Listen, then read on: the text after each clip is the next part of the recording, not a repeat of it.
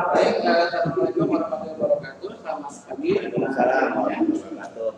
Hari ini kita mendapat tamu saudara Agung Budiono. Nah, saya ceritakan sedikit tentang Wati. Jadi beliau sempat masuk ke ITB, tapi kemudian mendapat beasiswa ya Mas. Dan kemudian menamatkan studi di Jepang dari hingga S3. Kemudian selanjutnya beliau sempat meneruskan dengan menjadi peneliti dan postdoc di beberapa tempat, antara lain di Universitas Tokyo, Maxwell Institute for Complex System di Dresden, Weekend di Hebrew University Yerusalem, dan sekarang beliau ada di Research Center for Nanoscience dan Nanotechnology di ITB. Nah, penelitian beliau terutama tentang foundation of quantum physics, fondasi dari mekanika kuantum, mekanika statistik, fisika nuklir, dan baru-baru ini masuk ke komputasi kuantum. Beliau sudah mempublikasikan karya-karya ilmiah di beberapa jurnal seperti Fisika Review A, Fisika Review B, Fisika A, Nature, dan Progress of Physics. Dan judul sudah hari ini adalah What is Quantum Mechanics and Why? Jadi, an epistemic construction of quantum calculus and its application. Ini mungkin masih bisa mulai dengan kata epistemik itu apa sih? Karena nggak orang tahu apa kata epistemik itu. Ya, tadi Mas.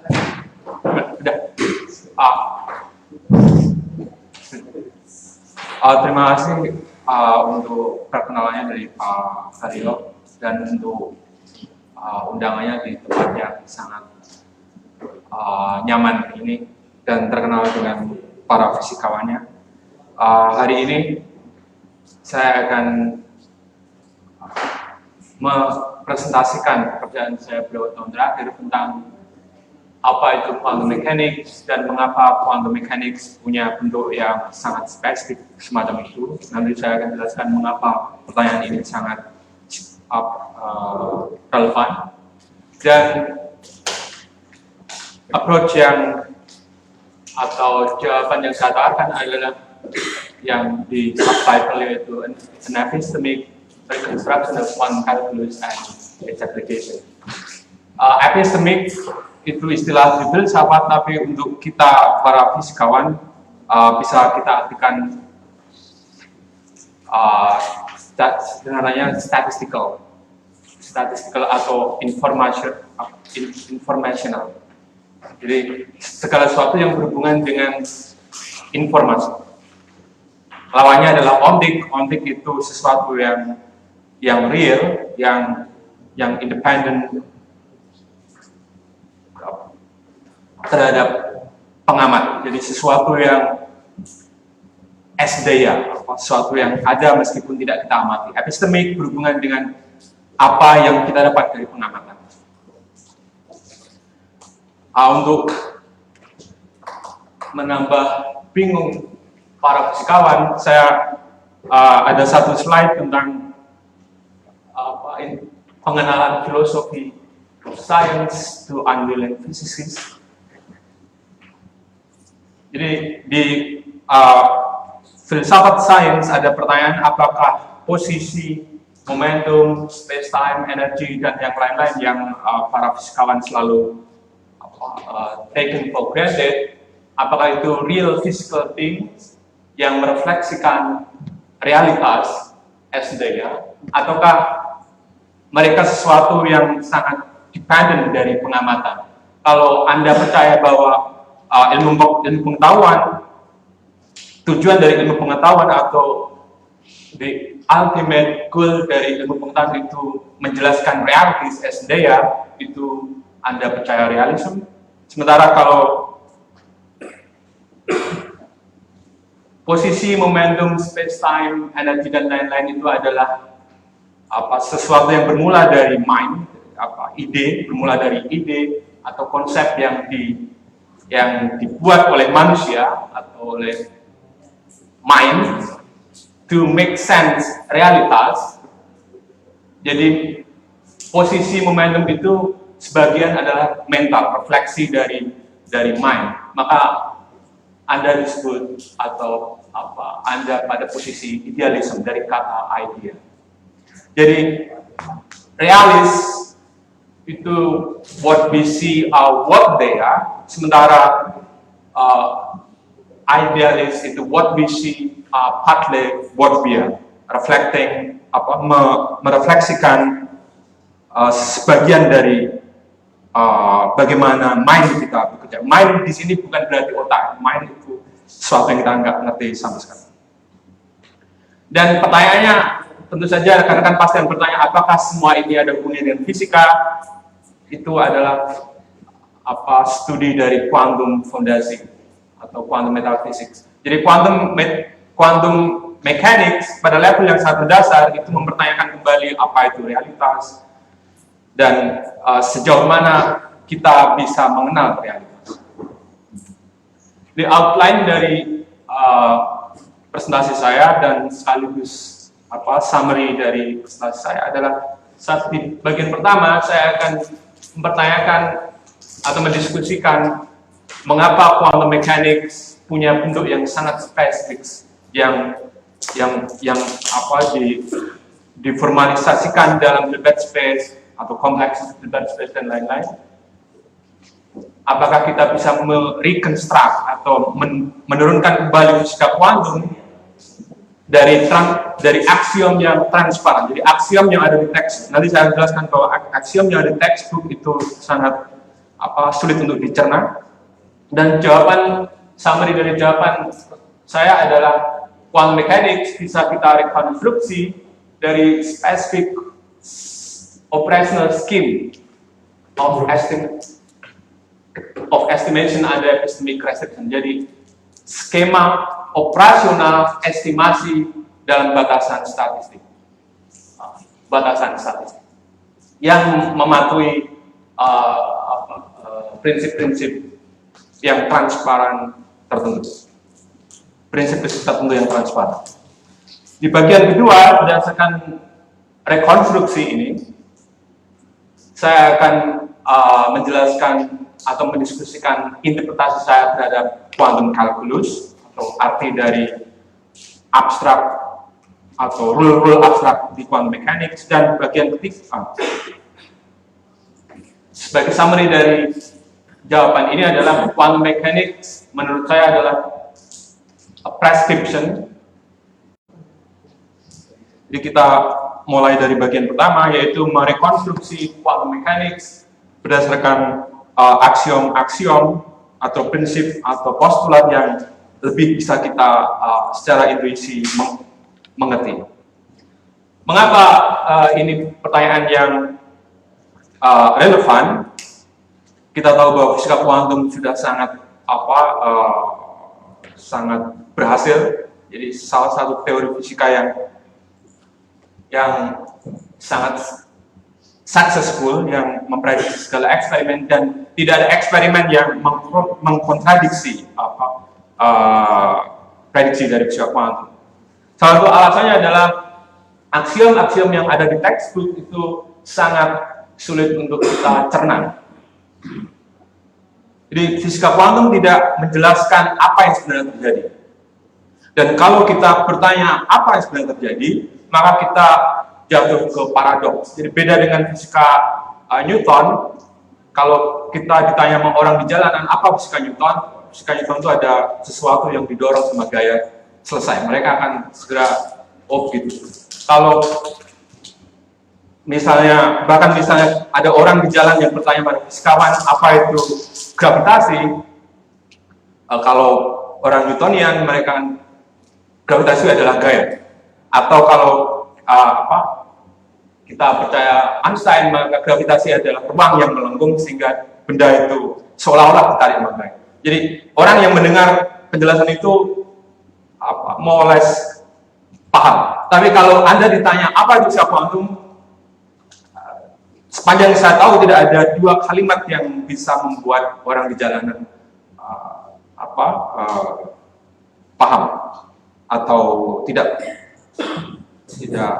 pusing. Dan dengan merekonstruksi fisika kuantum dari aksiom-aksiom, tentu saja mengapa ini sangat sulit dipahami, karena aksiom-aksiom dari fisika kuantum itu sangat matematis di kompleks debate space yang jaraknya jauh dengan intuisi kita sehari-hari. Dengan merekonstruksi fisika kuantum dari simbol transparent axiom, kita berharap untuk lebih bisa memahami fisika kuantum. Sebagai contoh dari pusingnya kita menjelaskan fisika kuantum ke orang-orang jalanan, misalnya adalah pertanyaan sangat simpel, apa itu wave function? Wave function tentu saja adalah ingredient paling mendasar di fisika kuantum. Ada dua interpretasi, yaitu satu, wave function itu real physical thing seperti electromagnetic wave, dan interpretasi ini dianut oleh apa yang disebut Bohmian mechanics atau Mandy Walsh dan dynamical collapse, termasuk Feynman di dalamnya. Di sini yang terkenal itu Girardi dan Mini Weber, orang Italia. Dan kenapa orang-orang ini percaya bahwa wave function itu real physical thing seperti electromagnetic wave? Karena particle interference di double slit eksperimen itu bisa dijelaskan dengan sangat transparan. Di elektromagnetik kita punya satu titik di ruang, maka kita tahu nilai dari electromagnetic wave. Tapi wave function, untuk tahu nilai dari wave function, kita harus tahu semua konfigurasi dari partikel. Jadi dia tidak hidup di physical space. Dan yang kedua, wave function itu kalau di pengukuran, kalau kita melakukan pengukuran, if someone looks at it, dan kemudian wave function itu collapse secara instantaneous. Jadi kalau wave function itu benar-benar real physical thing, maka wave function itu sangat atau sesuatu yang sangat unintuitif, sangat aneh. Interpretasi kedua yaitu wave function bukan real physical thing, tapi dia adalah epistemic, dia informational. Jadi dia merepresentasikan informasi yang dipunyai oleh si eksperimenter, si agen. Interpretasi ini dianut oleh Copenhagen, Einstein di sini, Copenhagen misalnya Bohr. Tapi Copenhagen ini sering disalahpahami dengan apa yang di textbook. Textbook itu sebenarnya menganut Dirac sama Feynman yang lebih ke wave function adalah real physical, dan juga Huggesism yang paling baru. Mengapa mereka percaya bahwa wave function itu epistemic seperti probabilitas biasa? Karena probabilitas juga hidup di multi-dimensional configuration space, dia tidak hidup di physical space.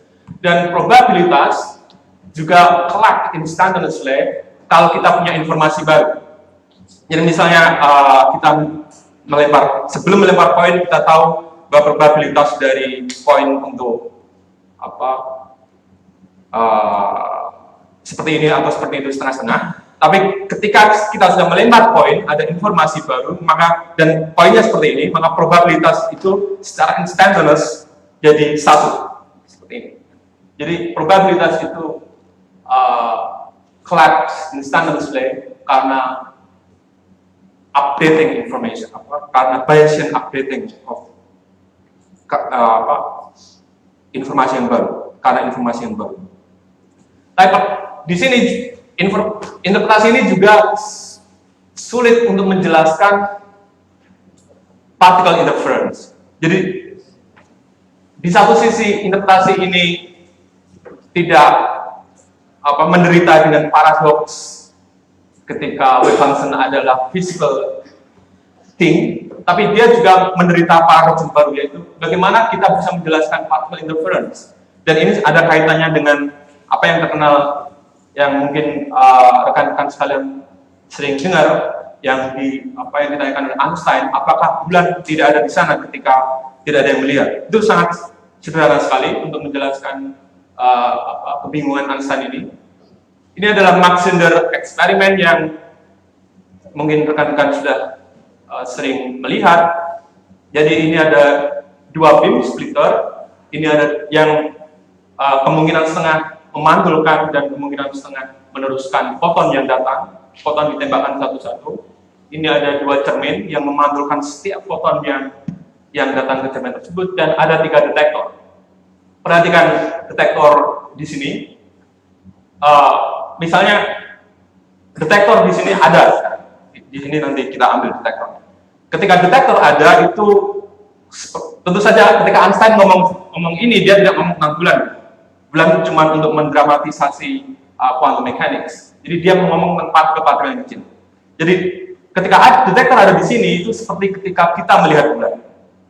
Ketika detektor di sini dan foton kita tembakkan satu-satu, maka misalnya foton dipantulkan, dia diteruskan ke sini dan ditangkap sebagian dengan kemungkinan setengah ke sini atau ke sini. Atau ketika dia diteruskan oleh beam splitter ini, maka dia akan ditangkap oleh detektor ini.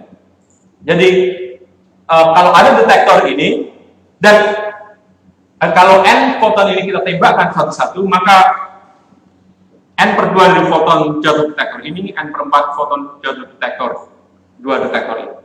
Dan cerita ini sangat klasikal. Kalau foton itu partikel dan diprediksi oleh fisika kuantum dan juga dikonfirmasi oleh eksperimen.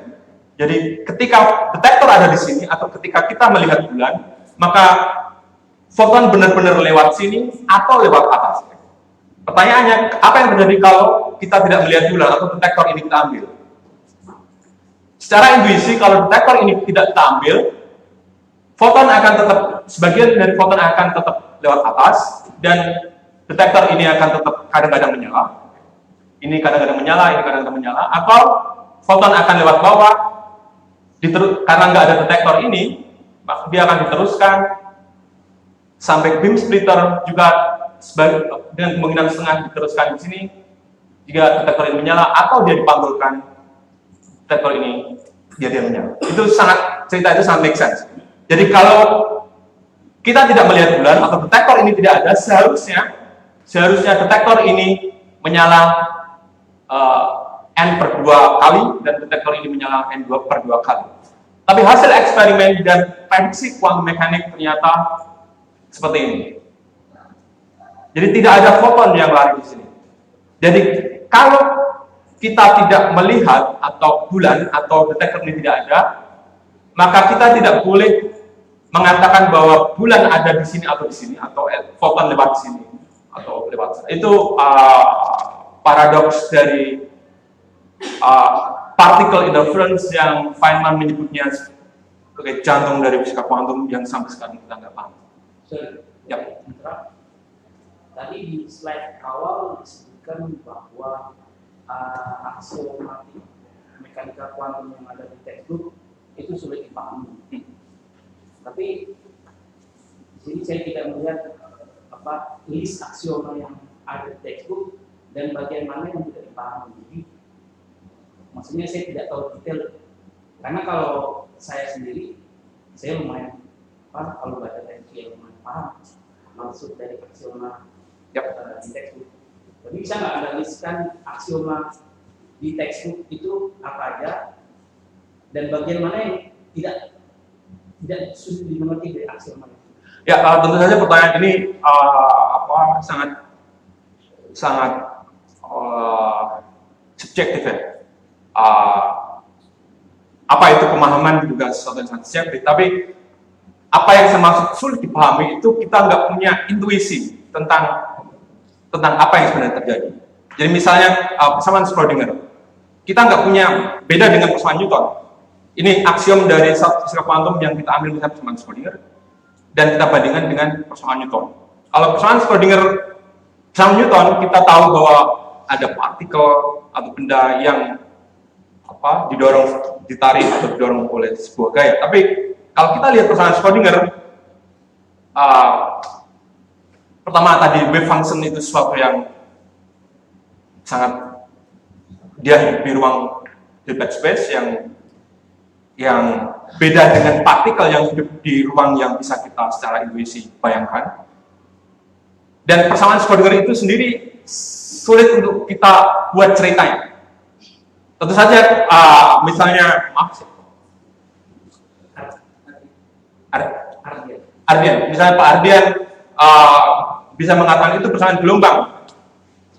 Cuman kalau itu persamaan gelombang yang bisa menjelaskan di sini, saya yakin itu kan sulit menjelaskan.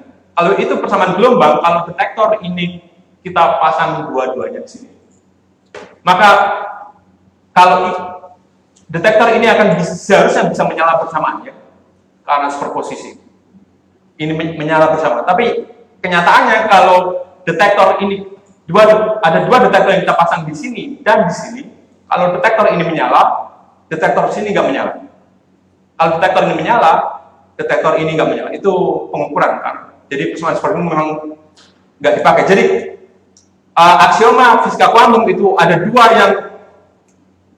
yang seperti kontradiksi satu sama lain. Kalau tidak kita ukur, maka kita memakai persamaan gelombang sehingga terjadi interferensi menguatkan dan melemahkan. Tapi kalau kita ukur, kalau ada seseorang yang melihatnya, maka kita nggak boleh memakai persamaan Schrödinger, tapi kita pakai projection postulate.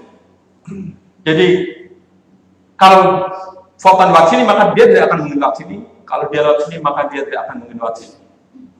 Dan projection postulate itu tidak bisa diturunkan dari persamaan Schrödinger. Jadi itu yang disebut measurement problem. Jadi seolah-olah ada dua hukum alam yang tergantung dari apa yang si agen itu lakukan. Kalau tidak kita lakukan, kita pakai persamaan Schrödinger, ada superposisi dan lain-lain. Tapi kalau kita melakukan pengukuran, tiba-tiba si wave atau si state vector itu harus mematuhi projection postulate. Tentu saja saya tidak maksudnya meragukan pemahaman Pak Ardian fisika kuantum, tapi pemahaman yang saya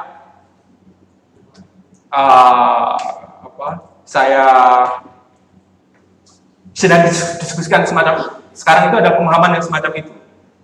Jadi pemahaman yang orang awam bisa mengerti, bukan pemahaman matematis yang tentu saja.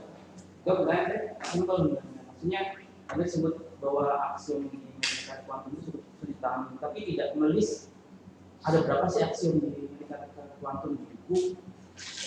Bisa nggak analis, kemudian apakah tiap-tiap poin aksiom itu sulit dimengerti? Ya, tentu saja, maaf sekarang saya tidak punya slide untuk itu, tapi aksiom yang saya sebutkan tadi misalnya bahwa wave function itu merepresentasikan sistem yang kita persiapkan, itu aksiom yang menurut saya sulit dipahami, atau menurut orang-orang fondasi sulit dipahami, bahwa wave function itu kalau tidak kita lihat maka dia harus mematuhi persamaan Schrödinger. Tidak saya tulis, nanti saya akan coba cari solusinya di slide berikutnya, yang menurut saya juga sulit dipahami. Tentu saja saya yakin banyak teman-teman yang punya pemahaman yang lain. Dan kenapa ketika ada pengukuran, itu aksiom yang ketiga, ketika ada pengukuran, itu wave function tiba-tiba harus mematuhi persamaan yang lain. Itu juga menurut saya sulit dipahami. Misalnya kita balik.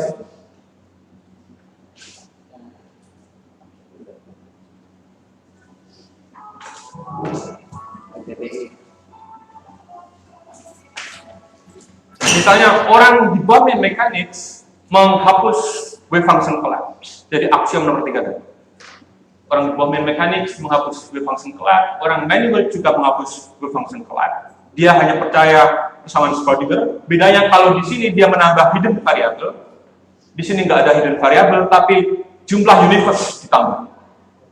Jadi tidak ada wave function collapse, tapi mengasumsikan ada banyak pengamat di banyak universe, sehingga setiap orang itu punya, setiap kopian dari pengamat itu mendapatkan hasil ketika dia mengukur. Kalau di dynamical collapse sebaliknya, jadi persamaan Schrödinger itu dianggap tidak fundamental, tapi yang fundamental adalah persamaan yang baru, yang kalau ada pengukuran tiba-tiba wave function menjadi collapse dengan sendirinya.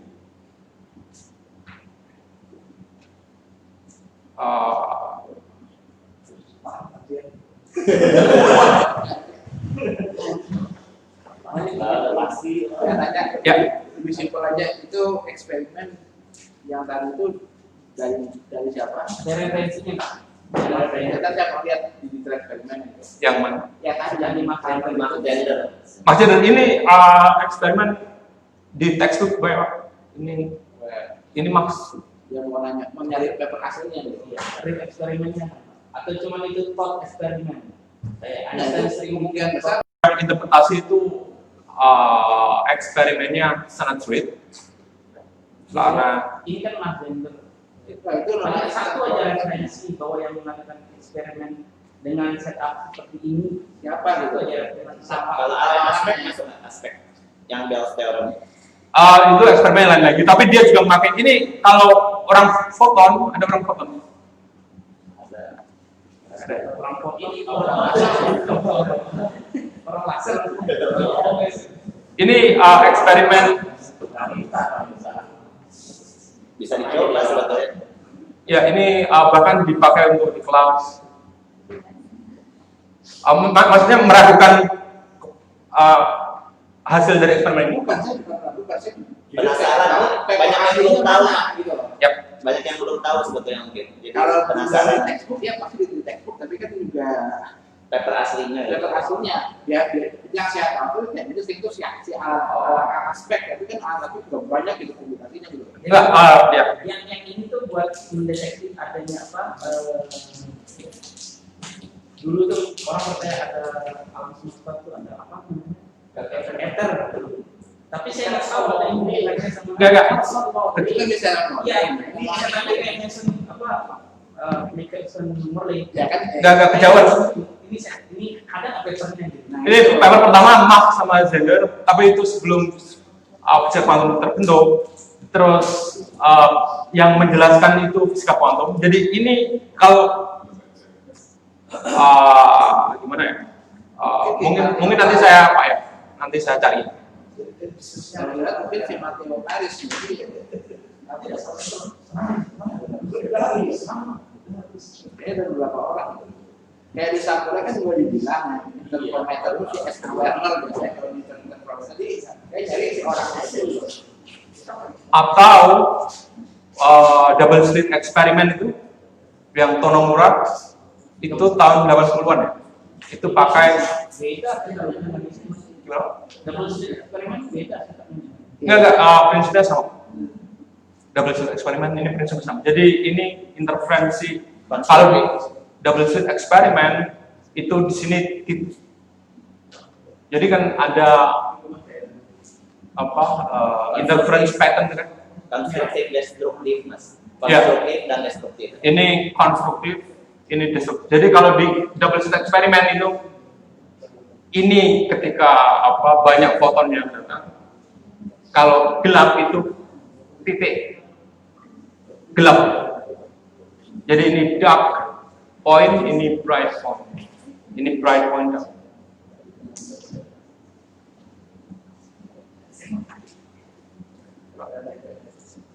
Saya teruskan atau? Ini inventario ya. Papernya. Habis ini dicariin, nggak ada sini dicariin. Atau di Tapi konstruktif destruktif make sense pak. Itu mirip pola interferensi biasa. Iya, kalau interferensi biasa. Cuma saya belum lihat karena gini, kalau setupnya kayak gitu, kayak gelombang elektromagnetik kita amati, itu dia bunch of photons gitu, bukan single photon. Kalau single photon itu baru kita bisa tinjau elektromagnetik. Ada limit, ada setelah saya punya paper itu limit di mana dia tinjau apa sistem kuantum dengan kuantum foton itu kalau diambil large particle itu didapatkan elektromagnetik. Jadi ini saya agak bingung antara sistem kalau dia large itu memang jadi klasik. Ya makanya tadi. Itu jadi kuantum. Ya makanya ini tadi apa eksperimennya harus tentu saja ketika pertama kali dilakukan itu bunch of photon. Ya. Bahkan ketika yang fractional ya, yang tahun 1800-an bunch of photon. Tapi sekarang ini sudah jadi eksperimen sehari-hari istilahnya. Itu fotonya ditembakin satu-satu. Atau yang dia menjadi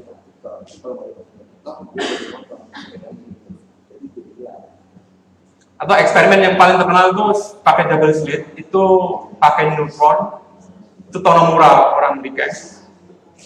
Itu ditunjukin bagaimana bukan satu-satu sih karena alasan lain kenapa quantum mechanics itu sebaiknya kita rekonstruksi itu adalah quantum mechanics itu ternyata adalah bukan sembarang non-classical theory atau sembarang teori yang tidak mematuhi fisika Newton, tapi dia sangat spesial. Jadi spesial non-classical theory.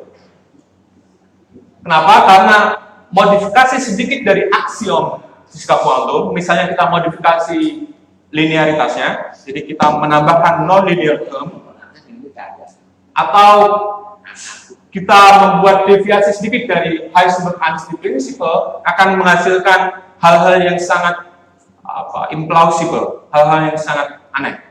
Misalnya misalnya si Gisin dan Polchinski membuktikan bahwa di Weinberg nonlinear Schrödinger equation itu akan mengimplikasikan superluminal signaling atau telepon yang instantaneous yang melebihi kecepatan cahaya, atau menghasilkan computational schemes yang lebih fundamentalnya lebih powerful dari quantum computer, atau menyalahi hukum termodinamik yang kedua.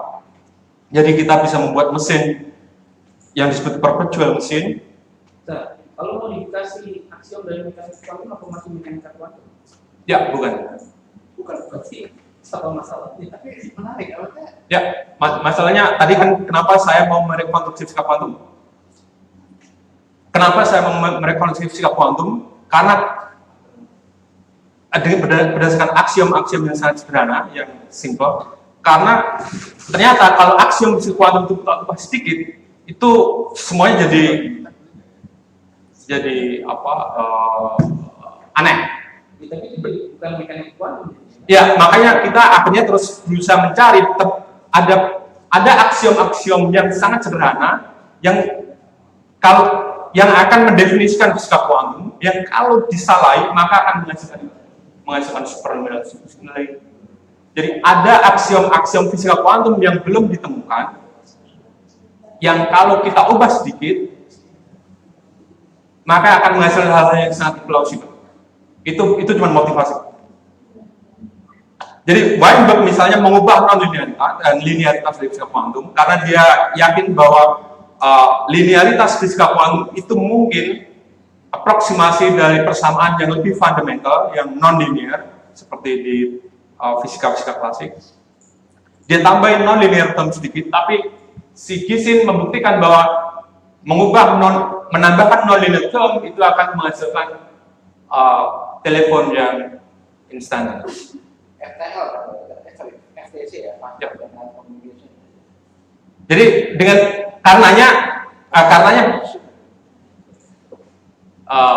juga misalnya kalau kita mengasumsikan ada korelasi yang lebih kuat dari quantum correlation, maka juga akan menghasilkan implausible computational power.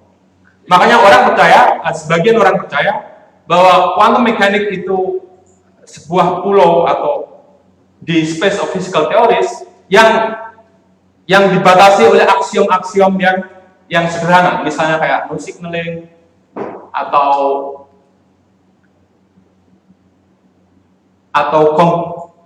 kita dilarang untuk alam semesta melarang kita untuk melakukan komputasi yang jauh lebih cepat, yang implausible dan lain-lain. Dan aksiom itu yang nanti akan kita pakai untuk merekonstruksi fisika kuantum. Jadi aksiom yang kita pakai itu bukan lagi aksiom-aksiom matematis, misalnya kayak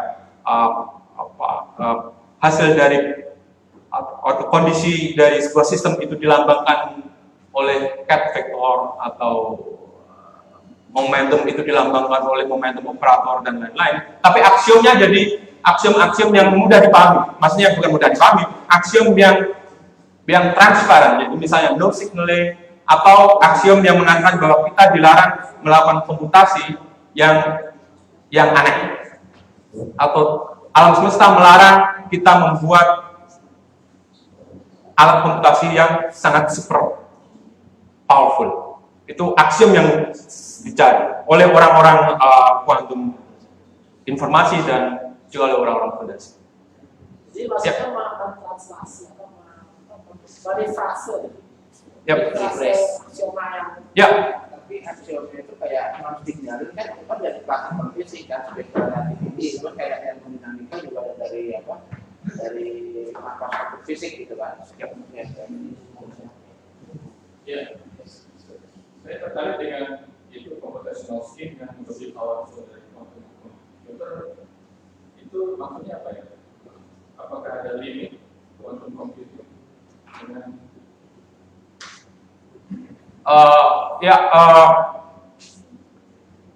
jadi ini sebenarnya nggak begitu terkait dengan apa yang ingin saya ceritakan, cuman atau nanti kita mungkin, ya?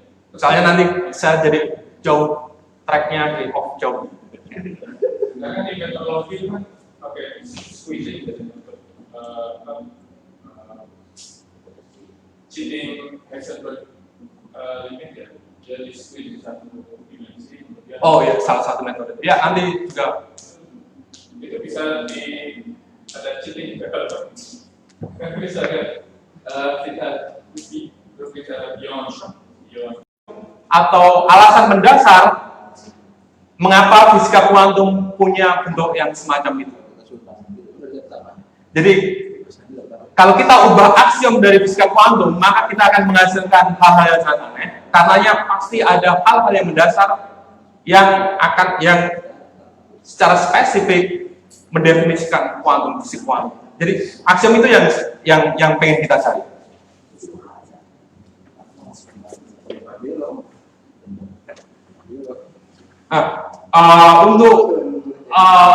Untuk merekonstruksi fisika kuantum, kita harus tahu aksiom-aksiom dari fisika klasik. Jadi pertama kita akan mencari aksiom dari fisika klasik, lalu kita akan merubah aksiom dari fisika klasik itu untuk mendapatkan fisika kuantum. Dan cara kerja kita adalah, atau strategi yang kita ambil adalah kita membuat epistemic framework. Jadi framework tempat kita bekerja nanti adalah teori informasi yang melingkupi fisika klasik, fisika kuantum, dan possible post-quantum theories dalam skema operasi, estimasi dalam batasan statistik. Sebagai pembanding dari framework ini, rekan-rekan misalnya bisa melihat framework yang lain, misalnya generalized probabilistic theories yang Lucian Hardy dari Fermat. Dan epistemic restriction atau batasan statistik ini itu berusaha mengcapture atau berusaha menangkap ide dari quantum uncertainty.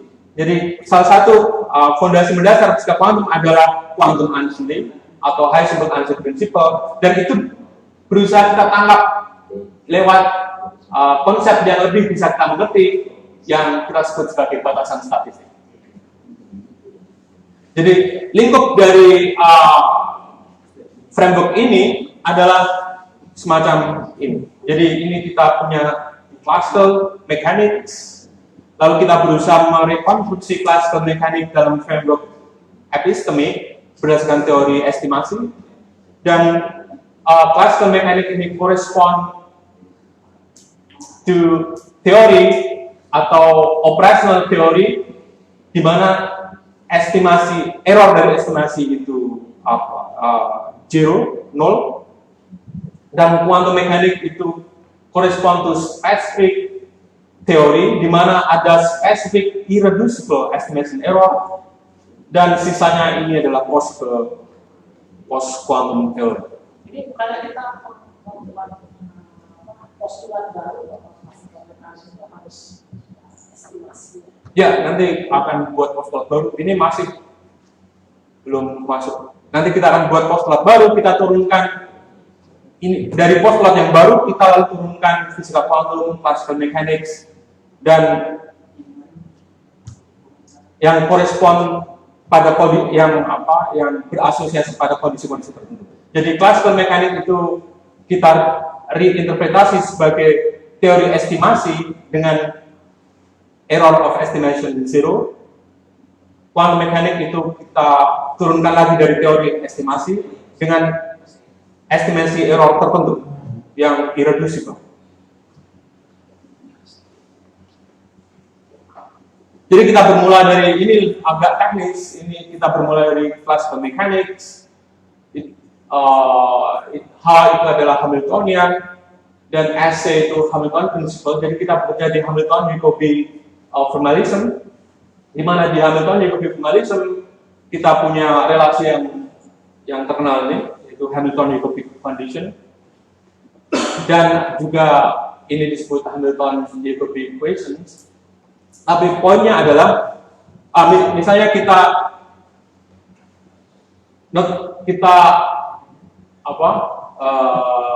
sebagai kita anggap rho Qt itu adalah probabilitas density dari konfigurasi dari sistem pada waktu T, dan ini adalah postulat yang ada di fisika klasik, classical mechanics yang tidak ditulis di buku, di textbook, yaitu bahwa distribusi, kalau kita diberikan momentum field, maka distribusi dari Q itu independent of momentum field. Untuk lebih jelasnya, misalnya kita bekerja di dua dimensi, ini koordinat X dan Y, ini ada momentum field, dan apa yang saya sebut sebagai epistemic freedom itu adalah distribusi yang bisa disiapkan oleh si agen, si experimenter, itu independen dari momentum field. Jadi kita bisa menyiapkan distribusi ini dengan cara mensampling trajektori ini sesuai dengan distribusi yang kita inginkan, atau kita bisa menyiapkan distribusi ini dengan cara mensampling trajektori sesuai dengan distribusi yang kita inginkan, dan tidak ada batasan sepanjang spot dari rho Q itu ada di spot dari momentum field. Jadi segala bentuk distribusi yang si agen pengen siapkan itu independent of the underlying momentum field. Atau dengan kata lain, setiap trajektori di momentum field ini bisa kita sampling sekehendak si eksperimen. Oke. Ini yang nanti kita akan ubah. Jadi ini adalah epistemic freedom yang nanti kita akan ubah jadi epistemic restriction. Jadi postulat mendasar yang ada di fisika klasik yang tidak ditulis di textbook adalah space dari physical state itu separable. Ini Cartesian product, ini phase space biasa. Dan yang kedua adalah epistemic freedom, yaitu distribusi dari posisi yang bisa disiapkan oleh si agen itu independen dari underlying momentum field. Pertanyaannya, karena kita ingin membuat fisika kuantum, kita tidak bisa memakai postulat ini lagi. Pertanyaannya adalah, jawaban yang saya tawarkan adalah positif, yang bisa rekan-rekan lihat di paper. Sebentar, Mas. Ya. Yang dimaksud menurunkan mekanika kuantum ini apa? Mungkin orang-orang awam nggak paham kok mekanika kuantum diturunkan. Ya, yang saya maksud dengan menurunkan fisika kuantum adalah kita pengen tahu gampangnya itu dari mana persamaan Schrödinger, dari hal yang lebih mendasar. Jadi kita tidak postulatkan lagi persamaan Schrödinger seperti di textbook. Jadi kita bermula dari modal yang lebih dalam dari fisika kuantum, terus kita turunkan persamaan Schrödinger, dan kita mau menurunkan, misalnya nanti saya tunjukkan bagaimana menurunkan Heisenberg-Ansatz principle dari hal yang lebih mendasar. Mendasar ini kan maksudnya epistemik tadi, ya. Karena itu keterbatasan main kita, bisa dibilang gitu nggak? Ya, cuma konfirmasi. Terus kita mau menurunkan dari mana wave function itu muncul. Jadi kita pengen membuat cerita baru di mana persamaan Schrödinger, Heisenberg, Ansatz principle, wave function itu tidak tidak kita postulatkan sejak awal. Di postulat pertama di model saya adalah kita membuang ontic separability dengan menambahkan global non-separable variable C. Ini kalau Anda lihat paper saya banyak sekali cerita tentang C. Jadi dengan global non-separable itu ada dua, misalnya kita ada dua benda yang berjauhan satu sama yang lain, itu dia selalu menderita atau mengalami C yang nilainya sama. Jadi atau gampangnya C ini spatially uniform. Dan dia kita anggap random, tapi bukan genuine random, subjective randomness itu sudah cukup. Global non-separable itu terkorelasi. Gampangnya misalnya ada dua benda di sini dan ya ada korelasi, perfect korelasi. 100% korelasi, meskipun benda itu ada jauh di mana dua benda itu jarak. Kalau kita tahu A, kita tahu B. Ya. Tapi itu bukan yang melanggar prinsip relativitas. Ya, nanti mungkin pertanyaan yang kita diskusikan. Ya.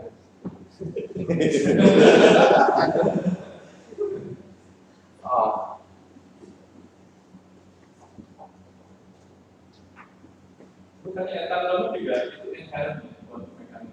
Nah, Entanglement itu inherent. Entanglement juga inherently melanggar. Quantum mechanics. Ya. Quantum entanglement itu konsep yang lebih epistemik. Kalau ini kan saya anggap ada sesuatu yang berlebihan. Entanglement itu konsep yang lebih epistemik dan itu juga dianggap melanggar oleh sebagian orang. Jadi memang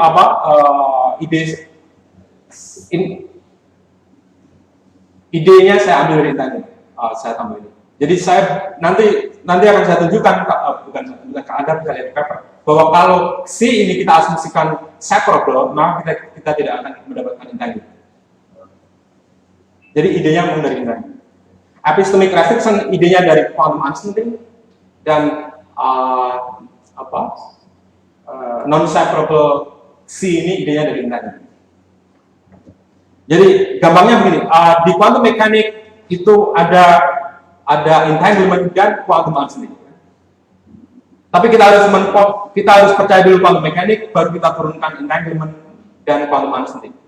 Ide saya adalah saya balik, jadi saya punya sistem yang punya epistemic restriction dan quantum non-separability, ontic non-separability. Lalu saya turunkan quantum mechanics.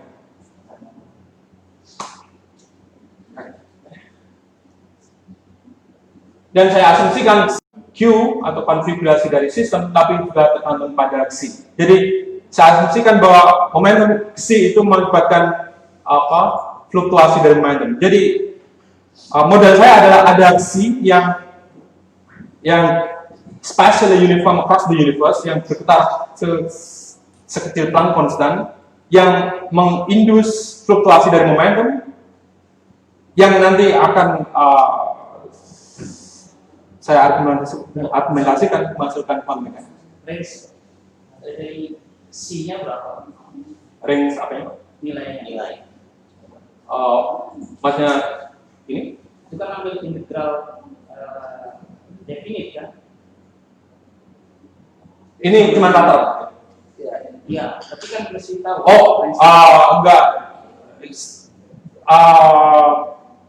Ternyata enggak mempengaruhi. Jadi asal C ini rata-ratanya 0 dan variansinya Planck konstan square, maka hasilnya sama. Jadi misalnya C sama dengan plus minus h bar dengan probabilitas setengah-setengah, maka rata-ratanya 0 dan variansinya Planck konstan square. Atau misalnya C distribusinya Gaussian, jadi ranknya infinite to infinite. Gaussian yang rata-ratanya 0, yang standard deviation-nya Planck konstan square juga. Nah, itu pertanyaan menarik karena sampai sekarang saya belum tahu apa distribusi dari C ini seperti apa. Dan asalkan dua kondisi ini dipenuhi, hasilnya sama. Terus C square itu definisinya apa? C square. Pak. Oh ini apa varian. Jadi C square di rata-rata. Rata-rata dari C square. Rata-rata dari C square. Ya, second moment. Standar deviasi. Standar deviasi. Itu bilang kondisinya kalau X bar mendekati 0, C mendekati 0, maksudnya apa? Ini? Ya. Ya, kalau Planck konstan ini 0, maka pasti C-nya jadi 0. Karena apa? Second momennya atau variansinya. Itu udah pasti itu. Udah pasti kayaknya. Tuh. Eksak Ya ya. sih, makanya C-nya 0 itu, karena ini kan integral kan punya range. Kalau C-nya 0 itu kan, padahal itu kan hasilnya dari integral gitu. Kalau C-nya 0 itu maksudnya gimana? Apa range dari 0 ke 0? Itu pasti 0. Ringnya dari 0 ke 0. Enggak, itu adalah hasil dari integral kan.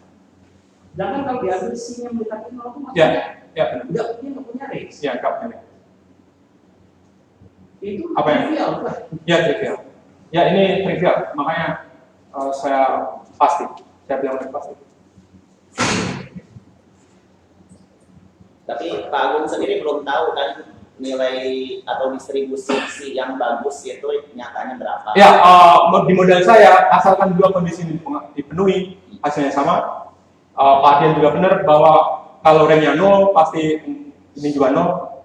Karena Ya, satu lagi, itu kalau C saya ambil suatu nilai sembarang, X bar-nya kenapa tidak boleh 0? Boleh 0. maksudnya gimana? Ya kan karena itu integral. Kalau saya shift integral itu nggak masalah kan, fungsi itu bisa shift. Aslinya Ini harus rata-rata 0. Jadi kalau kenapa dia harus spesifik C-nya itu 0? Rata-rata ya? Rata-rata. Ya, enggak itu diambil limit sin itu 0. Boleh nggak saya ambil limit sin itu misalkan mendekati 3 dan X bar-nya mendekati 0? Karena kan beda antara fungsi dan rata-rata dari fungsi itu sendiri. Ada fungsi yang rata-ratanya 0 dan fungsinya nggak 0. Ya. Di titik tertentu dia tidak 0. Ya. Nah tapi ini kenapa spesifik? Apakah harus spesifik sin itu harus 0? saya nggak harus 0. Sin-nya mendekati 0 itu. C-nya mendekati 0. Ini saya cuma pengen menunjukkan kalau C-nya mendekati 0, maka Planck konstan juga mendekati 0. Jadi saya tidak menunjukkan bahwa C-nya harus 0. Ini saya pengen menunjukkan bahwa classical mechanics atau classical limit bahwa Planck konstan itu 0 itu sama dengan C mendekati 0. Jadi kalau C-nya itu hilang, maka kita akan mendapatkan fisika klasik. Kalau C-nya 3, X bar-nya 0, mendekati 0, C mendekati 3. Enggak. Maaf, saya jadi bingung. Jadi saya mengatakan ini itu bukan mengatakan kasus umum. Jadi ini saya mengatakan apa? Saya cuma pengen menunjukkan bahwa classical mechanics yang selama ini dianggap H bus mendekati 0 itu korespon di model saya dengan C mendekati 0. Jadi ini bukan kasus umum, ini kasus. Ya, contoh spesifik bahwa C mendekati 0 itu tidak sama dengan X bar mendekati 0. Kalau mu-nya itu adalah fungsi 1/c square, ya, itu C bar definisi itu X bar-nya nggak mendekati 0, karena dia akan cancel. Mu itu Pak. Mu. Ya, kalau mu itu adalah fungsi, karena nggak didefinisikan mu-nya, rule buat mu itu apa? Mu itu distribusi. Ya, boleh saya ambil 1/c square kan? Karena nggak ada ketentuan. Kalau saya Si Mio atau nggak varians dari suatu random variabel itu 0, maka random variabel ini jadi deterministik. Atau mungkin ini kita bahas nanti. Maaf, matematik saya enggak.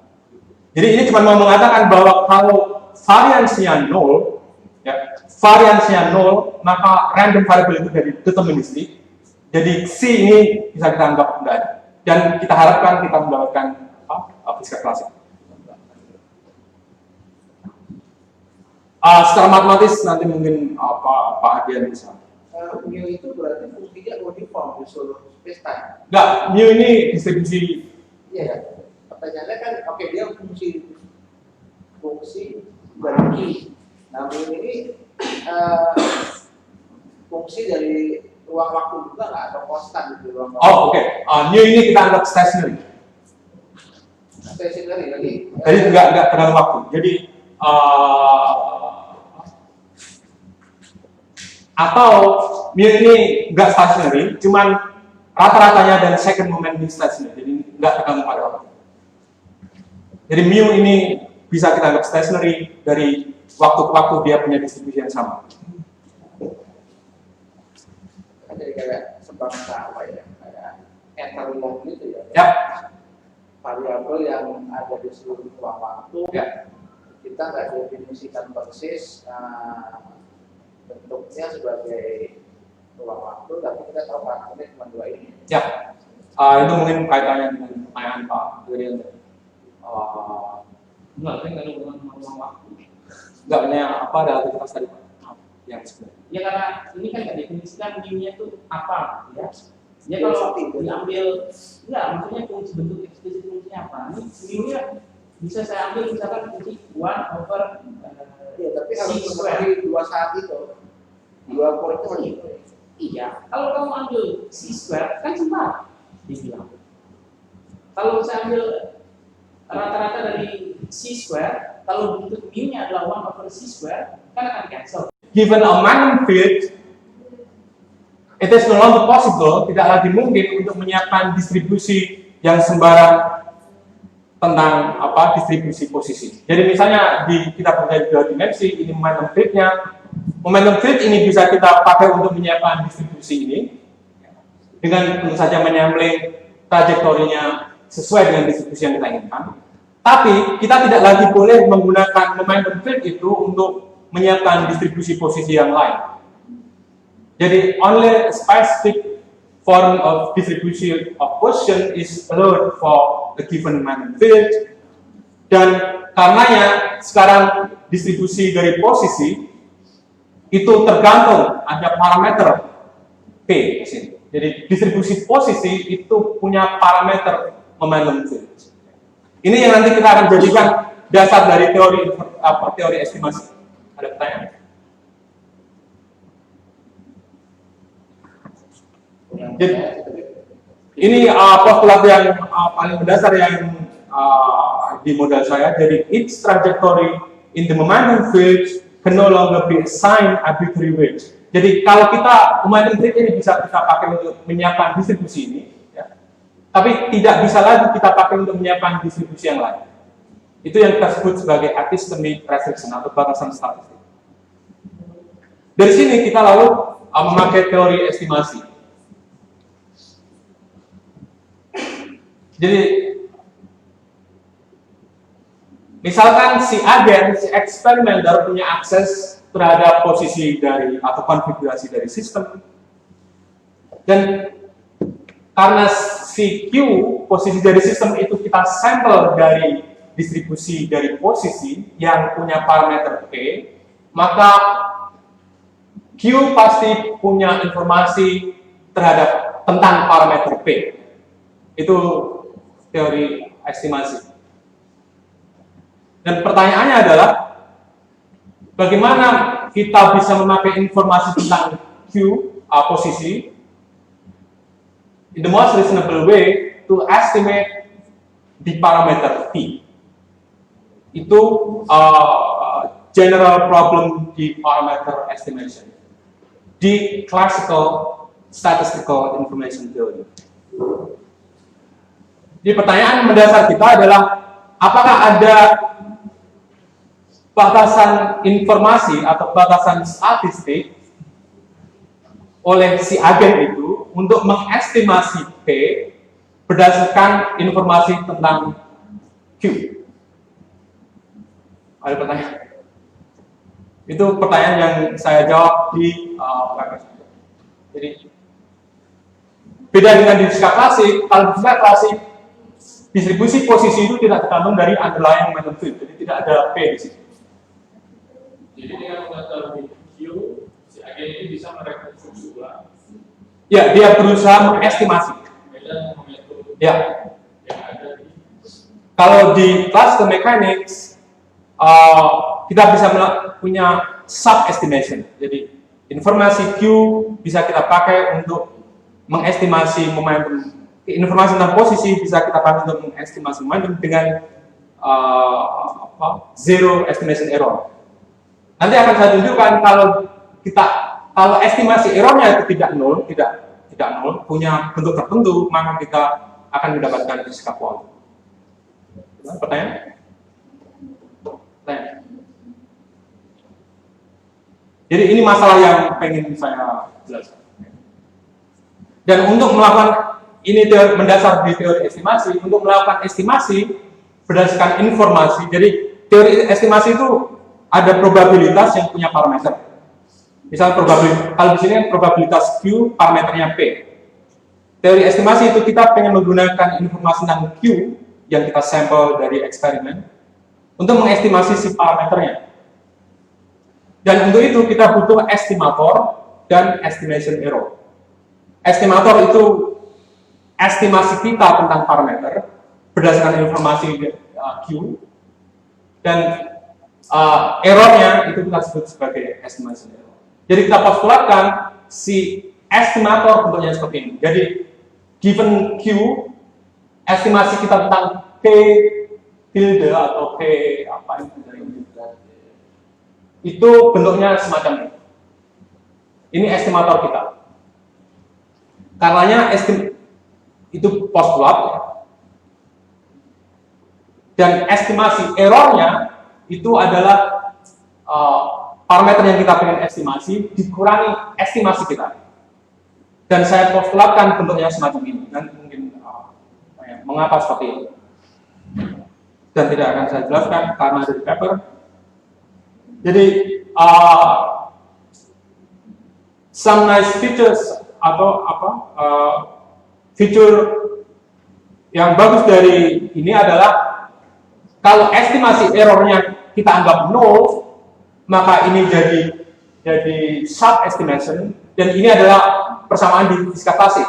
Jadi kalau estimasinya nol, errornya nol, kita mendapatkan fisika klasik. Dan dia juga mematuhi ini agak teknis, mematuhi apa yang disebut sebagai unbiased condition di teori estimasi. Jadi errornya rata-rata nol, rata-rata dari error nol. Dan dia juga mematuhi apa yang disebut di teori estimasi itu best estimate, yang artinya mean squared error, ini disebut mean squared error, error dikuadratkan di rata-rata, itu disebut mean squared error, itu diminimalkan. Jadi model ini meminimalkan mean squared error. Itu udah dicek pakai yang Kramer itu. Ya, nanti ada dari Kramer. Jadi momentum field kita bisa kita dekomposisi semacam ini, di mana first term on the right hand side itu adalah best estimate atau estimasi kita, dan second term itu estimasi error atau error estimasi. Catatan yang mendasar adalah dekomposisi ini itu bukan dekomposisi fisikal. Jadi ini bukan deterministic term plus stochastic noise, tapi ini best estimate. Jadi kalau dekomposisinya adalah ini deterministic term plus stochastic noise, itu kita disebut realis, karena dekomposisinya ada di physical space. Tapi karena by construction, karena kita menggunakan teori estimasi, ini adalah best estimate, ini estimation error. Jadi dekomposisi ini kita lakukan di main. Bukan, jadi dekomposisi itu it's not in real physical space, rather it is in the agent's mind, artificially devised by the agent to best organize her experience. Itu artinya yang best estimate sama estimate itu tidak di physical space nggak bisa diukur kan? Tidak di physical space artinya misalnya di Brownian motion itu ini misalnya rata-rata velocity ini stochastic noise. Jadi ini itu bukan stochastic noise tapi error dari estimasi kita. Kebiasaannya itu deterministik plus stokastik, Ya. tapi kalau di model Pak Agung bukan. Itu informasional, ya. Informasional. Jadi ini tuh bukan sesuatu yang real dan ini sesuatu yang real, tapi ini tuh sengaja kita buat untuk mengorganisasi karena ini berdasarkan teori estimasi untuk mengorganisasi experience kita. Ya, ya. Mungkin nanti akan ini mungkin ada yang bertanya mengapa estimasi errornya bentuknya semacam itu ada di paper ini saya berargumen bahwa kalau kita mengasumsikan apa yang saya sebut sebagai principle of estimation independence, jadi intinya kalau kita punya dua partikel ya, yang kita siapkan secara independen satu sama lain, maka estimasi kita terhadap momentum dari partikel satu itu tidak tergantung dari informasi kita tentang posisi di partikel 2. Dan itu saya sebut sebagai estimation independence. Kalau kita asumsikan itu, maka di paper ini saya berargumen bahwa estimator dan estimation error-nya itu bentuknya semacam ini. Tidak boleh yang lain. Kalau bentuknya lain, maka dia melanggar prinsip estimation independence, yang artinya melanggar prinsip estimation independence itu artinya estimasi kita tentang partikel ini yang kita siapkan secara independen dari partikel ini, itu tergantung dari konfigurasi dari partikel ini, dan itu sangat tidak intuitif. Jadi kalau kita melanggar prinsip estimasi independence, maka something implausible might happen. Misalnya kayak melanggar hukum termodinamika. Yang kedua,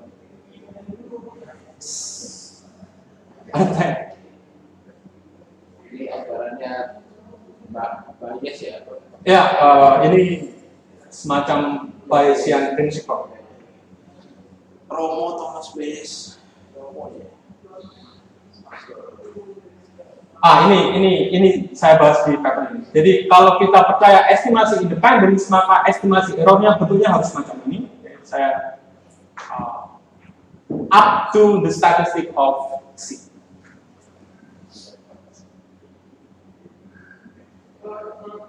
Terus ini mulai agak matematis. Jadi dari momentum field yang tadi, kita tadi punya dekomposisi dan momentum field ini kan, ya. Dari situ kita punya phase space distribution yang saya sebut sebagai epistemically restricted phase space distribution. Dan dari situ kita punya teorema satu yang mengatakan bahwa rata-rata dari physical quantity O, di mana O itu classical saya sebut sebagai misalnya salah satu bentuk rekonstruksi statistical interpretation of the function, dan O ini punya bentuk yang sama di textbook kecuali up to operator ordering sebagai mana? Teori Medan ya, kan? Dari Medan. Ada kayak prinsip aksi fungsi gelombangnya. Oh ini? Iya, yang bawah. Nah ini S phase itu. gimana? S itu phase atau aksi?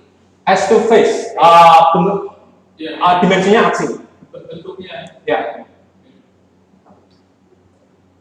Dan kalau orang di quantum optik itu mungkin tidak begitu itu, karena di quantum optik kalau ini kita ganti Wigner function misalnya, kita juga mendapatkan quantum expectation value. Jadi ini Wigner itu membuat apa yang disebut quasi probability phase space distribution, di mana kalau kita menggunakan teori statistikal biasa, kita akan mendapatkan quantum expectation value. Bedanya di Wigner function itu membolehkan negatif probability. Di sini probabilitas ini selalu positif by definition. Kalau pengen buktinya ada di paper ini, kalau pengen perbandingan dengan quasi probability, Wigner function, Buscemi function dan lain-lain itu ada di paper di bawah ini. Sekarang saya akan ini juga matematis. Saya menurunkan Heisenberg answer principle, tapi belum sampai ke sana. Jadi kalau kita hitung mean squared errornya, maka kita akan mendapatkan relasi macam ini. Jadi ini mean squared error untuk estimasi momentum. Di sini Fisher information about mean position. Yang artinya kalau ini besar, maka informasi si agen terhadap Q itu jadi besar. Kalau JQ itu kecil, informasi si agen terhadap Q itu kecil.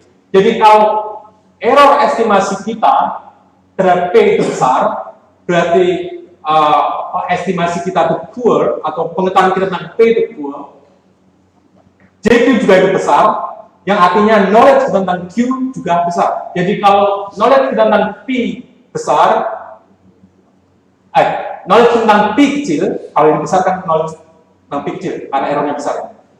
Knowledge tentang Q jadi besar. Sebaliknya kalau ini kecil, berarti knowledge tentang P itu besar. Ini juga kecil, berarti knowledge tentang Q kita kecil. Jadi itu tentu saja adalah poor complementarity. Yap. JQ itu maksudnya J bergantung Q. Gimana? JQ itu maksudnya apakah J bergantung Q? Enggak, ini definisi apa? Iya, itu yang tulis J subscript Q. Itu apa maksudnya dia bergantung Q? Enggak, dia tergantung distribusi Q. Ini dia kita integralkan dengan Q. Di rho. Rho PQ ini distribusi Q. Iya, bukan bergantung Q. Bukan. Rho. Dengan rho. Harus nulis rho. Gimana? Harus nulis rho. Ya, ini harusnya Q0 ya. Q rata-rata dari Q. Ini juga harusnya ada filternya. Berarti nggak ada hubungannya, maksudnya nggak. Karena tadi kan di antara momentum dengan Q, P dengan Q kan, karena di sini sudah diintegralkan Q, berarti bukan. Ya, bukan Q, mean position.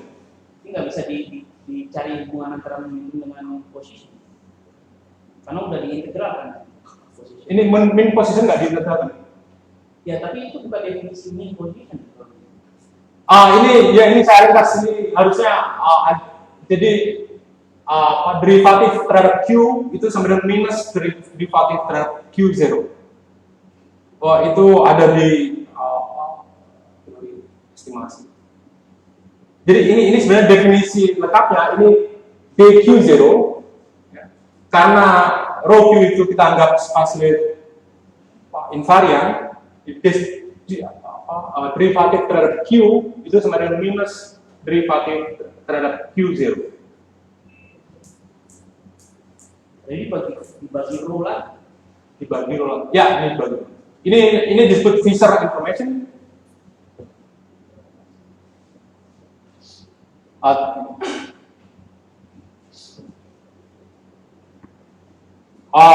Itu kalau Pak Adrian baca buku teori estimasi itu Fisher information itu muncul gimana? Yang kedua, kalau kita memakai informasi tentang Q untuk mengestimasi Q0 ya, atau mean position, jadi kita memakai Q untuk mengestimasi mean position, maka mean squared errornya harus mematuhi apa yang disebut Cramer-Rao inequality. Ini bisa dibuktikan, ada di textbook, pembuktiannya agak sulit. Dan kalau kita gabungkan dua ini, maka kita punya sesuatu yang mirip dengan Heisenberg uncertainty principle. Jadi mean squared error of estimation of momentum field dikalikan mean squared error of estimation of mean position itu tidak boleh lebih dari Planck constant squared divided by 4. Pertanyaan selanjutnya adalah bagaimana si agen harus mengupdate estimasinya? Dari sini muncul persoalan Schrödinger. Misalkan si agen tidak melakukan pengukuran, yang pengukuran ini pada realitasnya pengukuran itu berarti menseleksi trajektori. Jadi pengukuran itu pada akhirnya adalah pengukuran terhadap posisi, yang artinya adalah menseleksi trajektori. Jadi kalau si agen tidak melakukan pengukuran, maka dia tidak melakukan seleksi trajektori up to second order P, dan kita asumsikan bahwa rata-rata energi dan trajektori itu dikonservasi, maka kita bisa menunjukkan bahwa ini harus dipatuhi.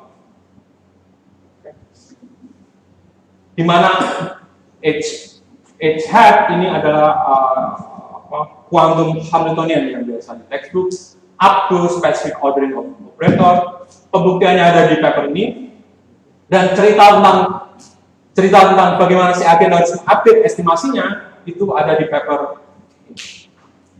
Lalu bagaimana kalau si agen melakukan pengukuran?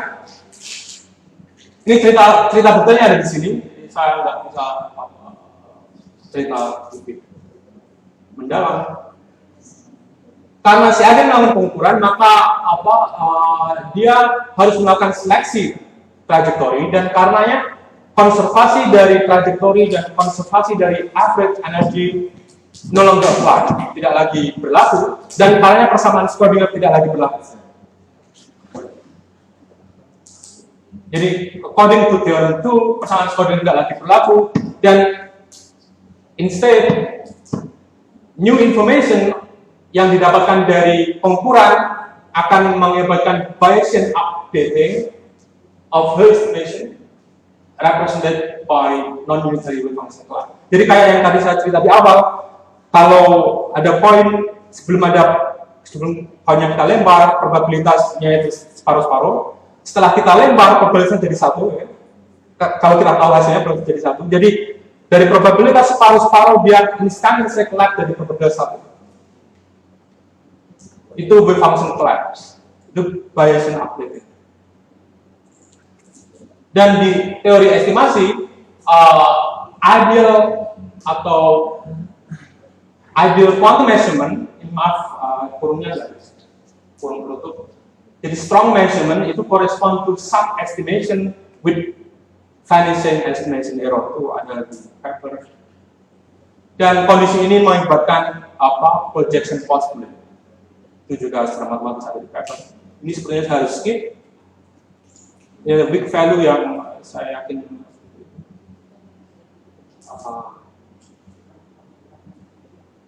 jadi saya lanjut ke part 2. Jadi apa quantum mechanics itu? Quantum mechanics is calculus for best estimation under epistemic restriction satisfying estimation dependence. Jadi wave functions is not a real physical thing seperti quantum mechanics atau demand words, but wave function itu merepresentasikan atau mensummarize estimator dan estimation error seperti yang tadi. Jadi phase-nya si wave function itu merepresentasikan estimasi si agen, best estimate yang terhadap momentum, sementara rho-nya itu memberikan estimation error. Jadi wave function itu bukan physical thing, tapi artificial mathematical tool yang dibuat oleh si agen untuk mendeskripsikan estimasi. Dan quantum dynamics, yaitu Schrödinger equation and wave function collapse, itu bukan menggambarkan real physical process, tapi menggambarkan bagaimana si agen harus mengupdate estimasinya. Estimasi error. Ini bisa kita hitung langsung, dan ini juga bisa kita hitung langsung. Jadi quantum variance of momentum itu sama dengan estimasi error momentum plus something. Kalau dua equation itu kita gabungkan, kita akan mendapatkan Heisenberg unfit principle. Kenapa? Karena ini tadi sudah kita tunjukkan, ini tadi selalu lebih besar daripada atau tidak boleh lebih kecil daripada h square per 4. Jadi kita selalu mendapatkan high simultaneous diffusion. Remarks dua remarks, yaitu satu Bohr complementarity principle, yaitu limitation to define simultaneously. Jadi Bohr menganggap bahwa konsep momentum dan posisi itu punya limit. Itu di sini menjadi limitation to estimate simultaneously. Jadi kalau di Bohr itu limitation to define simultaneously conjugate variable, di sini jadi limitation to estimate simultaneously conjugate variable, dan ini juga nggak penting. Ini sebagai summary dari part 2, apakah quantum mechanics itu tanpa persamaan matematik? Satu, the function repression the agent best estimation about the preparation under epistemic restriction respecting in estimation dependence. Heisenberg-Ansel principle itu mendeskripsikan irreducible limitation of the agent's estimation or simultaneous estimation for conjugate variables. Dan quantum dynamics itu adalah preskripsi untuk si agen mengupdate estimasinya. Jadi quantum mechanics is not physical causal rules about reality, rather it is a set of normative rules of Bayesian reasoning for an agent to best recognize the experience. Dan quantum mechanics karenanya affect how minds define reasonableness. Jadi Bayesian reasoning itu kita nggak tahu dari mana. Bayesian reasoning itu dasarnya adalah intuitiveness atau reasonableness, yang kita tidak tahu bagaimana definisi. Jadi itu heuristik. Apa itu yang kita sebut sebagai reasonable dan apa yang disebut sebagai intuitif, dan itu adalah dasar dari Bayesian reasoning yang kita jadikan dasar untuk menurunkan fisika kuantum. Jadi physicists talk more often to information scientists and philosophers and psychologists. Saya pikir Why psychologist? ya sebenarnya ini jadi bidang baru. Jadi ada mathematical psychology yang dia berusaha memakai secara heuristik aturan di fisika kuantum untuk menjelaskan fenomena-fenomena psikologis yang aneh. Itu orang Fisik ya.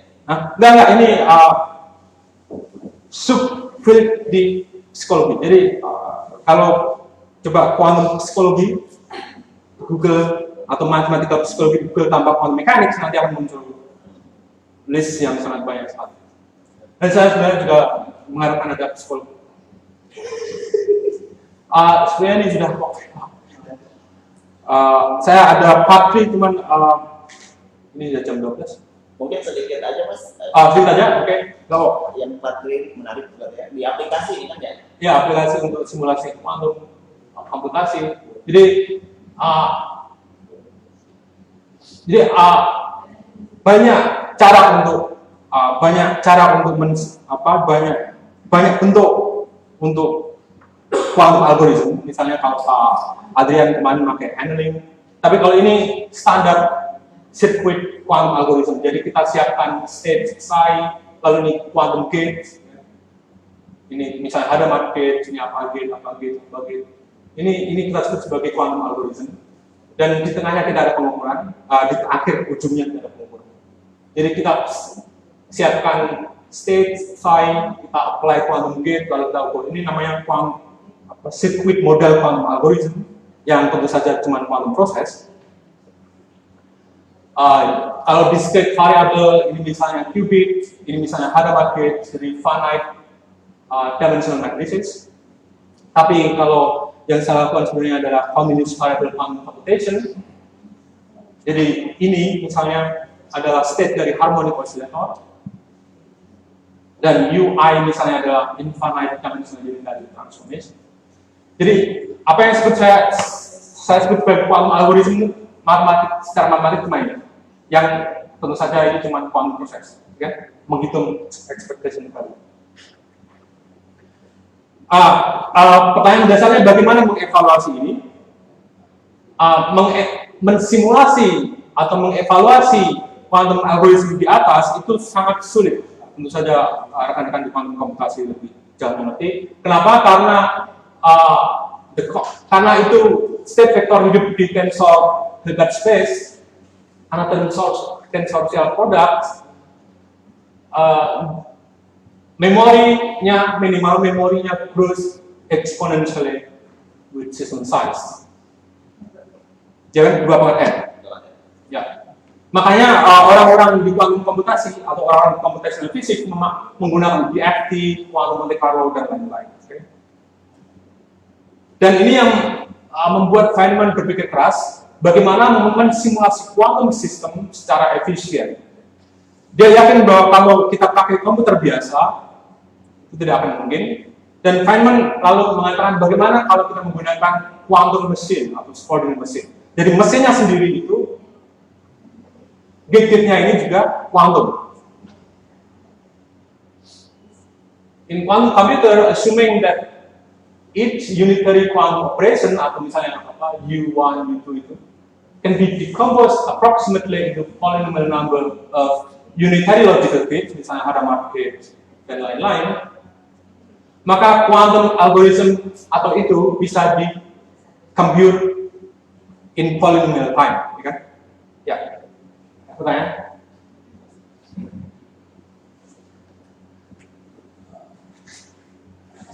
Dan itu jadi ide awalnya adalah untuk menyelesaikan masalah kuantum. Si Feynman itu pengen menyelesaikan masalah kuantum. Ternyata si Shor menggunakan quantum algorithm untuk menyelesaikan masalah klasik, yaitu faktorisasi bilangan prima yang besar, yang akhirnya itu membuat orang-orang sangat tertarik karena algoritma faktorisasi yang ada sekarang itu membutuhkan exponential time terhadap besarnya bilangan prima.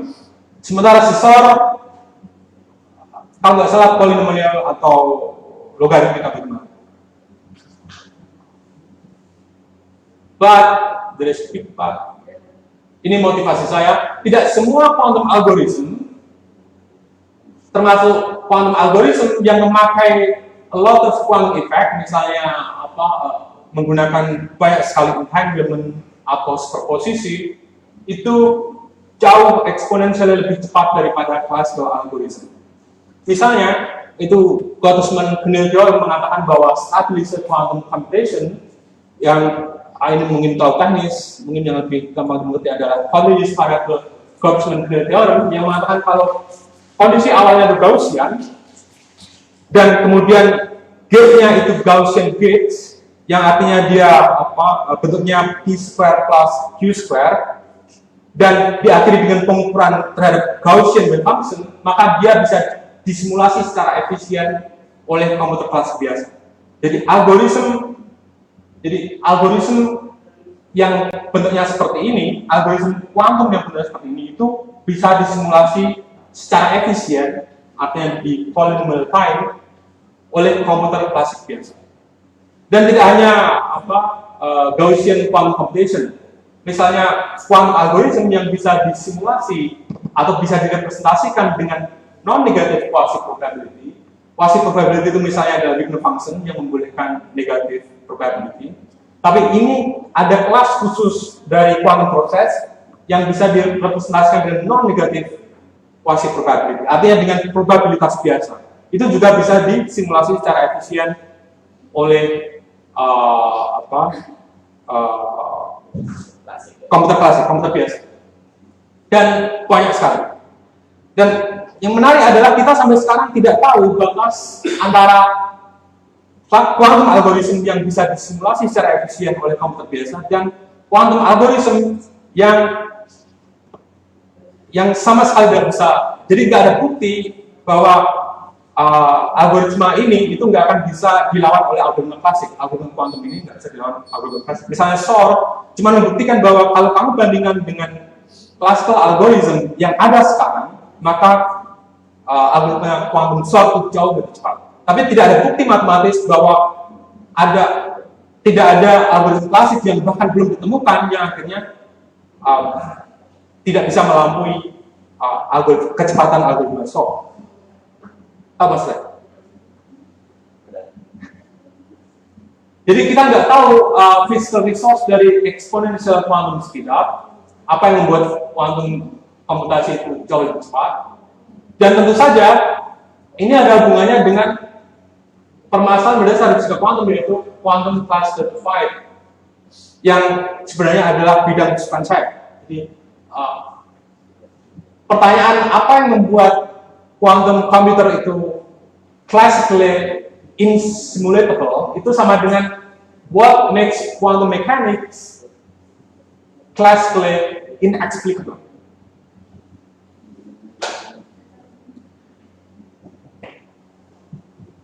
Sementara di model saya berusaha merekonstruksi quantum mechanics berdasarkan classical mechanics with apistemically restricted phase space. Jadi saya berusaha memakai itu untuk mensimulasi kelas-kelas tertentu quantum algorithm. Jadi pertanyaannya adalah, can we use the apistemically restricted phase space model to devise classical algorithm yang secara efisien bisa mensimulasi atau merekonstruk kelas-kelas tertentu quantum algorithm. Ini mungkin slide terakhir. Jadi di teorema ini yang saya kerjakan di ITB, any classical variable quantum algorithm which start from arbitrary quantum states acted given by quantum gates yielding at most quadratic momentum operators and compute its expectation value can be simulated efficiently. Ini mungkin terlalu teknis. Jadi intinya ini adalah quantum algorithm. Lalu kita map ke classical stochastic processes. Jadi ini adalah transition probability. Jadi wave function kita map ke phase-phase probability distribution. Unitary gates kita map ke transition probability, ini ke classical quantity operators, ini classical quantity biasa, dan kita pakai teorema satu tadi yang mengatakan bahwa expectation value-nya ini itu sama dengan classical average di conventional probability. Oke, itu mungkin yang terakhir. Nggak ada waktu lagi loh. Oops. Jadi ini list dari problem yang sekarang saya sedang kerjakan. Banyak banget.